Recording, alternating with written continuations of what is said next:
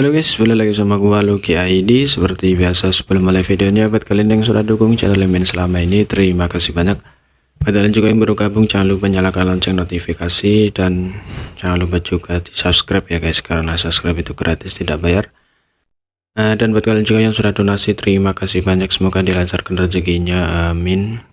Nah, seperti biasa sebelum mulai videonya, alangkah baiknya untuk kalian like video ini, hitung-hitung uang parkir guys. Terima kasih dan selamat menonton. Tepat basi kita bacain novel Martel Fake chapter 5879. Di sini diceritakan sungir waktu yang telah meliliti sekitar tombak naga Azuri dan mengisinya dengan kekuatan Gredao tiba-tiba terpisah. Yang meraihnya dan melemparkannya ke arah tiga pesodo Larot, memblokir semua serangan mereka saat menggunakan tangan yang lain untuk mengambil tombak, mengubahnya menjadi hujan tombak yang menghujani Monaye. Ekspresi Monaye langsung berubah. Baru sekarang dia menyadari bahwa Yangke belum menggunakan kekuatan penuhnya sekarang, dan dia tidak bisa menahan perasaan surrealisme. Hanya dalam beberapa ratus tahun orang ini telah tumbuh begitu banyak, namun dia tidak punya waktu untuk memikirkannya sekarang. Yangke telah tumbuh dan dia tidak menganggur selama beberapa ratus tahun terakhir.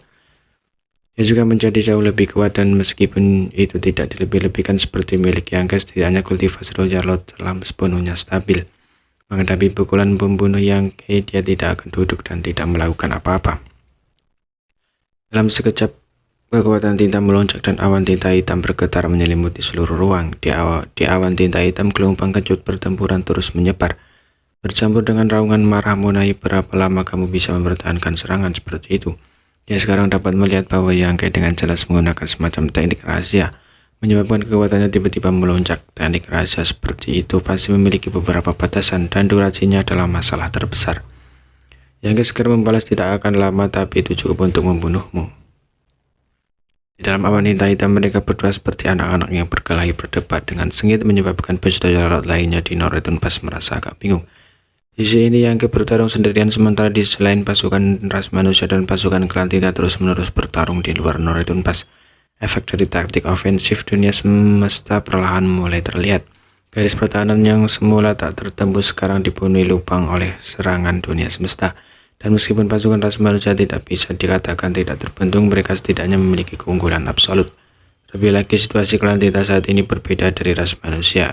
Pure yang pas dan ras manusia ditempatkan di luar medan perang dan bertanggung jawab atas situasi keseluruhan medan perang. Serangkaian perintah yang tepat dikeluarkan dari Pure yang pas dan menyebar ke seluruh medan perang. Para prajurit di medan perang hanya perlu mematuhi perintah ini di bawah kepemimpinan markas pusat Pure yang pas. Pasukan ras manusia seperti satu kesatuan yang erat, bergerak maju dan mundur bersama, menjaga dan mendukung satu sama lain. Di sisi lain, pihak klan tinta tidak memiliki keuntungan seperti itu. Monaye dan Moyu sama-sama berpartisipasi dalam pertempuran. Meskipun Monaye telah mengantisipasi situasi ini sebelum pertempuran dimulai, dia tahu bahwa bawahannya yang terpercaya akan mengambil alih komando pasukan klan tinta dalam keadaan seperti itu. Namun mereka tidak memiliki banyak pengalaman dan kurang dalam taktik dan strategi. Jadi bagaimana mereka bisa bersaing dengan Mi Jinglun tua yang seperti rubah? Jika bukan karena fakta bahwa mereka memiliki keunggulan sebagai tuan rumah dan terus-menerus mengirim bala bantuan, klan tinta pasti sudah kalah dalam pertempuran ini. Namun ras manusia juga memiliki beberapa keraguan. Meskipun ras manusia memimpin dalam semua aspek, klan tinta masih memiliki dua dewa spiritu raksasa tinta yang berjaga di sekitar jalan tanpa pengembalian, mengincar pasukan ras manusia dengan iri. Meskipun mereka ditahan oleh Ahda dan AR di wilayah spesial dan tidak berani pergi tanpa izin, mereka masih bisa menggunakan beberapa teknik rahasia mereka dari kejauhan. Teknik rahasia yang dieksekusi oleh dewa spiritu raksasa tinta sangat kuat, dan setiap serangan tidak bisa diremehkan. Banyak tentara dibunuh oleh dewa spiritu raksasa tinta. Dalam situasi seperti itu, jika ras manusia ingin memenangkan Noretun Pass dalam satu pertempuran, itu tidak lebih dari angan-angan. Sama seperti klan tinta memahami situasi antara dua ras, begitu pula ras manusia. Kunci perang antara dua ras terletak pada tempat dewa spiritu raksasa. Siapapun yang bisa menghabisi dewa spiritu raksasa lainnya terlebih dahulu akan mendapatkan keuntungan mutlak. Namun bagaimana bisa begitu mudah untuk berurusan dengan dewa spiritu raksasa ini? Saat ini panen terbesar ras manusia adalah pasukan klan tinta yang berpura-pura menyerang Pure yang pas. Pasukan klan tinta ini dipimpin oleh 12 raja semu dan berjumlah jutaan. Mereka membuat serangan palsu di luar Pure yang pas dan menyerang bagian belakang pasukan ras manusia. Di bawah komando Mi Jinglun, dua orde ke-9 yang baru dipromosikan yang bersembunyi di Pura yang Pas memimpin 200 master orde ke-8 untuk mengejar mereka. Tentara klan tinta yang ingin berkoordinasi dengan klan tinta di dalam dan di luar Noridun Pass malah dipotong oleh ras manusia. Setelah pertempuran sengit, 1 juta tentara klan tinta yang kuat hampir sepenuhnya musnah. Kedua peselas Basuda Larot melihat bahwa situasinya ini tidak baik dan bergabung untuk mencoba melarikan diri ke Noridun Pass. Pada akhirnya hanya separuh dari mereka yang berhasil kembali dan separuh lainnya jatuh di tengah jalan.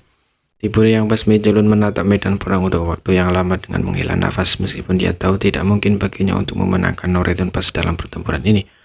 Setelah pertempuran dengan klan tinta, ia menemukan bahwa klan tinta telah mengumpulkan lebih banyak kekuatan daripada yang ia perkiraan. Berbeda dengan klan tinta yang tidak peduli dengan korban setiap prajurit ras manusia adalah kekuatan yang langka. Mencatat Noridun Pass hanyalah permulaan dan ras manusia masih harus menjelajahi perbatasan besar awal surgawi. Jika ada terlalu banyak korban di sini, ekspresi macam apa yang akan terjadi? Karena itu dalam pertempuran ini Mi Jinglun selalu mempertahankan prinsip menghemat kekuatan mereka sebanyak mungkin saat mengerahkan pasukannya, lebih memilih untuk membunuh pasukan klan tinta sebanyak mungkin dengan korban rendah agar tidak menyebabkan terlalu banyak kerusakan, terutama upon heaven tingkat tinggi. Pada titik ini dalam pertempuran, meskipun ras manusia memiliki keunggulan mutlak, jika Dewa Tersebut raksasa tinta tidak ditangani, tidak mungkin untuk menjatuhkannya. Jika ini terus berlanjut, lebih banyak orang akan mati. Di medan perang yang begitu intens, setiap prajurit mengkonsumsi sejumlah besar pil pengusir klan tinta. Dan efek dari pil pengusir klan tinta yang mereka konsumsi sebelumnya memiliki batas waktu di medan perang, karena jumlah besar kultivator klan tinta telah meninggal. Kekuatan tinta sangat kaya terus-menerus mengkonsumsi kaset obat pil pengusir tinta. Setelah efek dari pil klan tinta mengusir hilang, akan sangat sulit untuk bertarung di lingkungan yang penuh dengan kekuatan tinta. Mau tak mau dia menoleh untuk melihat ke arah kedalaman Noridun Pass, di mana dia samar-samar bisa melihat beberapa sosok terlibat dalam pertempuran sengit. Alisnya sedikit berkerut saat dia bergumam pelan menyembunyikan kekuatannya. Tidak seperti mulanya, Mi Jinglun sangat menyadari kekuatan Yang Ke. Lagi pula setelah Yang Ke datang, dia bertanya kepadanya tentang hal itu. Setelah 20 tahun berkultivasi dengan kekuatan dunia alam semesta, apakah itu batas bintang atau Myriad Master World, kekuatan Yang Ke sangat meningkat. Dan kemampuannya membunuh Munai seharusnya tidak menjadi masalah besar, bahkan jika pihak lain mendapat bantuan dari 3 pesudah Jalalot, mereka hanya akan mengirim diri mereka sendiri ke kematian. Namun pertempuran di sisi lain tampaknya sangat intens, jelas bahwa Yang Ke tidak menggunakan kekuatannya yang sebenarnya. Karena Yang Ke berusaha menyembunyikan kekuatan yang sebenarnya, Mi Jinglun tentu saja tidak akan terlalu mengkhawatirkan keselamatannya. Terlebih lagi sebelum pertempuran dimulai, Yang Ke telah